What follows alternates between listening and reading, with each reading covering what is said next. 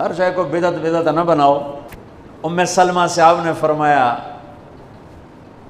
ام سلمہ آج ایک فرشتہ ملنے آ رہا ہے بہت خاص، کسی کو دروازے کسی کو اندر نہیں آنے دینا۔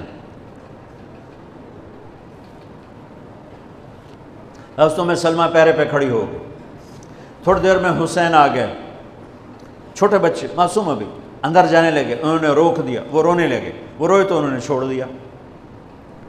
تھوڑی دیر کے بعد اندر سے میرے نبی کے زور زور سے رونے کی آواز آئی، زور زور سے رونے کی آواز آئی۔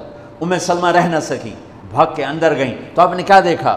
آپ نے حسین کو یوں سینے سے چمٹایا ہوا تھا اور ایسے ہل ہل کے رو رہے تھے، ایسے بلک بلک سسک سسک کے رو رہے تھے، اور آپ کے آنسو آپ کے رخسار اور داڑھی پر اتر کر رہے تھے، اور آپ نے یوں بھینچا ہوا ایسے دبایا ہوا تھا۔ تو حضرت ام سلمہ نے کہا میرے ماں باپ قربان یا رسول اللہ، کیا ہوا؟ آپ ایسے تڑپ کے کیوں رو رہے ہیں؟ تو آپ نے روتی آواز میں کہا، بہتے آنسوؤں کے ساتھ، کپ کپاتے بدن کے ساتھ، کہ ام سلمہ یہ فرشتہ جو مجھے ملنے آیا تھا یہ میرے بچے کو دیکھ کر کہہ رہا ہے کہ آپ کی امت اس بچے کو قتل کر دے گی، اور جہاں اس کا خون گرے گا وہ مٹی مجھے دکھائی ہے اس نے، کہ میں اس لیے اس پہ رو رہا ہوں۔ ابھی تو وہ شہید نہیں ہوئے اور رویا جا رہا ہے، تو ہم تو ان کی شہادت پہ روتے ہیں بھائی، ہم تو ان کی شہادت پہ روتے ہیں، اور یہ قیامت تک روتے رہے گی دنیا، قیامت۔ یہ اللہ کا نظام ہے، اس نے کربلا کے واقعے کو یوں کر دیا جیسے ہر سال آج ہی ہوا ہے، آج ہی حسین شہید ہو رہے ہیں، آج ہی عبداللہ کا سر کٹ رہا ہے، آج ہی زینب کی چادر کو پھاڑا جا رہا ہے، آج ہی لاشوں کو گھسیٹا جا رہا ہے۔ وہ میں حیران ہوتا ہوں، ٹیپو سلطان سرنگا پٹم میں شہید ہوئے، دشمن کون؟ انگریز، کون؟ کافر۔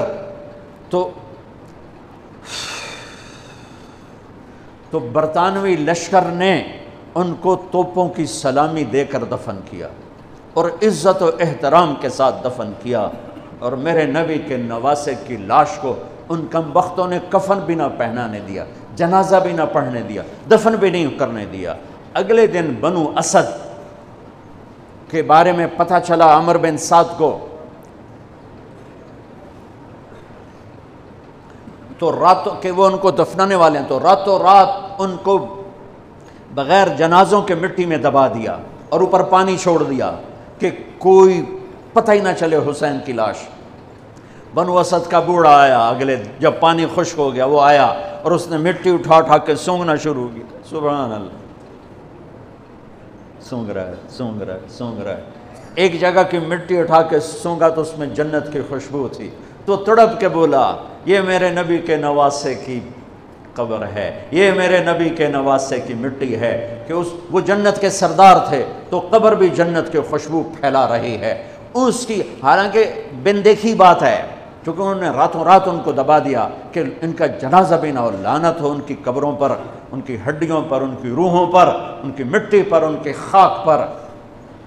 سمجھ میں نہیں آتا، نبی کے گھر کے کتے کی بھی ہم تو عزت کریں گے اگر آج ہمیں پتہ چلے یہ نبی کے گھر کا کتا ہے۔ ان کم بختوں کے سامنے نبی کے نواسے کھڑے تھے، نبی کی نواسیاں تھیں اور نبی کی اولاد تھی، اور ان کے دل ایسے پتھر، آنکھیں ایسی اندھی، کان ایسے بہرے کہ انہیں ایسے تلوار چلائی جیسے سامنے کوئی رومی لشکر کھڑا ہو، یا جیسے سامنے کوئی فارسی لشکر کھڑا ہو۔ اتنے عظیم ہستیاں میں کہاں سے بیان کروں؟ یہ وہ نسب ہے جس کو اللہ آدم تک محفوظ رکھے ہوئے ہے، اور میرے نبی نے فرمایا کل سبب منقطع الى یوم کل نسب وسبب منقطع الى یوم القیامہ الا نسبی وسببی وسأبلها ببلالها۔ قیامت کے دن ہر رشتہ ٹوٹ جائے گا، ہر ناطہ ٹوٹ جائے گا، ہر سبب ٹوٹ جائے گا، لیکن میری آل کے ساتھ رشتہ باقی رہے گا، نسب کا رشتہ باقی رہے گا، سبب باقی رہے گا۔ میں اپنی اولاد کو پانی پلاؤں گا، میں نے اپنی اولاد کی سفارش کروں گا۔ اس لیے میرے بھائیوں، ویسے تو کسی کے عیب نہ دیکھو، کسی کی برائی نہ دیکھو، پر سادات کی برائی، وہ شیعہ ہو، وہ سنی ہو، وہ بریلوی ہو، وہ اہل حدیث ہو، جو بھی ہو وہ اگر میرے نبی کی اولاد ہے تو ان کے پاؤں چومو، ان کے ہاتھ چومو، ان کا ماتھا چومو، یہ اللہ کے محبوب ہیں، اللہ کے پیارے ہیں، مجھے میری اولاد محبوب ہے۔ آگے ان کے پوتے ہو گئے، آگے ان کے بچے بچیاں ہو گئے، نواسیاں ہو گئے، پوتے پوتیاں ہو گئے، وہ ان سے بھی پیارے لگتے ہیں۔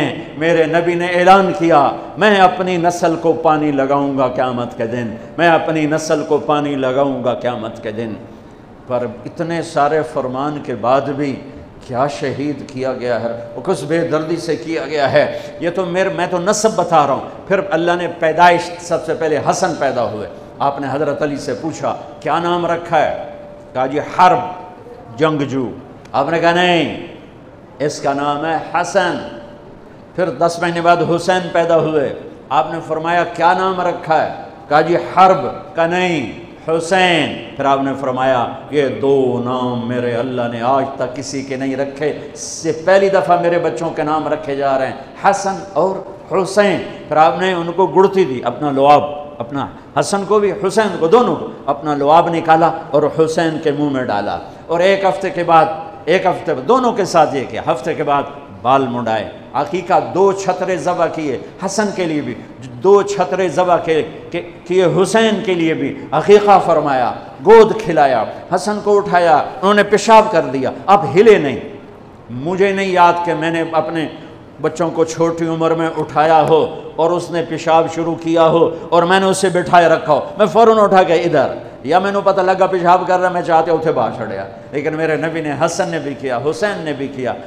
اور حضرت حسن کا تو واضح تھا، آپ یوں لیٹے ہوئے تھے، آپ کا پیٹ سے کپڑا ہٹا ہوا تھا، اور حسن آپ کے پیٹ پر بیٹھے تھے، تو ان کا جو پیشاب ہوا تو سیدھا آپ کی ناف میں گیا۔ اور نبی پاک ذات، پیشاب ناپاک، وہ تو ہر چیز ہر ناپاک سے دور ہوتے ہیں، لیکن جب حسن نے پیشاب شروع کیا، میرے نبی ایسے ہو گئے، ایسے بالکل ایسے ہلے نہیں کہ بچہ کہیں پیشاب نہ روک دے۔ جب پورا پیشاب کر دیا پھر آپ اٹھے اور نواسے کو بٹھایا اور جا کر پانی اپنے اوپر بہایا اور صاف کیا۔ یہ تو لاڈ لڈائے میرے نبی نے اپنے نواسوں کو۔ ابو ہریرہ فرماتے ہیں میری آنکھوں نے دیکھا، میرے کانوں نے سنا، اب کبھی حسن کبھی حسین اینا پیران تے کھڑا کی تو ہے، ہاتھ این نپے تے جھولا جھلا رہے ہیں اور کہہ رہے ہیں پہاڑی پہ چڑھ بچے، پہاڑی کے لیے اے اتے آ، ان کو یوں اوپر لا رہے ہیں، یہاں لائے، پھر یہاں لائے، پھر یہاں لائے، پھر یہاں لائے، پھر یوں ہو گئے، اور ان کے ہاتھ پکڑ کے یہاں تک پہنچایا، یہاں، اور پھر آگے بڑھ کے بوسہ لے کر کہا اے اللہ میں ان سے پیار کرتا ہوں، تو بھی ان سے پیار فرما۔ ایسوں کو ذبح کر دیا۔ کتے کو مارتے ہوئے رحم آتا ہے،